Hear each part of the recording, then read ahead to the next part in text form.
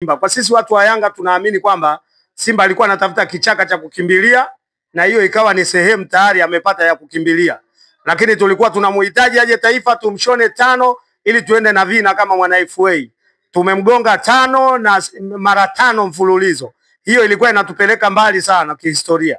Kwa hiyo kimsingi wamekimbia historia na wamekimbia kitu ambacho kisingefutika kwenye masikio yao na macho yao. Siku zote wangekuwa wanasikia na kukumbuka kwamba ipo tarehe 8 mwezi wa 3 2025 walikutana na kipigo kinachofanana na awamu alizofungwa mfululizo.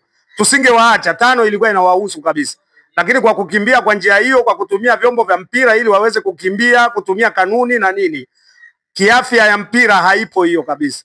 Tutasubiri TFF wataamua nini baada ya hapo, bodi ya ligi itaamua nini baada ya leo, lakini hata waje usiku tunawashona 5 kama tulivyowashonaga tena. Nadhani hii ni mbinu tu kwa sababu kipa wao na majeruhi. Kwa hivyo wameona kwamba akiingia yatawakuta yale ya Manula yale. Kwamba bado mimi naumwa, watu wanapiga kwenye mshono humo. Kwa hiyo kimsingi hii imetuathiri. Kwanza ni hasara, tumekata tiketi tawi zima kwa maana ya kwenda Taifa, lakini mpaka mwisho tunashindwa kwenda kwa sababu tayari mechi imeahirishwa, lakini miafaka ya fedha tulizotoa haipo. Yaani bado hatujajua hii hasara tutaisolve vipi, lakini kama tawi bado tuko pamoja na sisi ni Yanga daima mbele nyuma mwiko. Asanteni sana.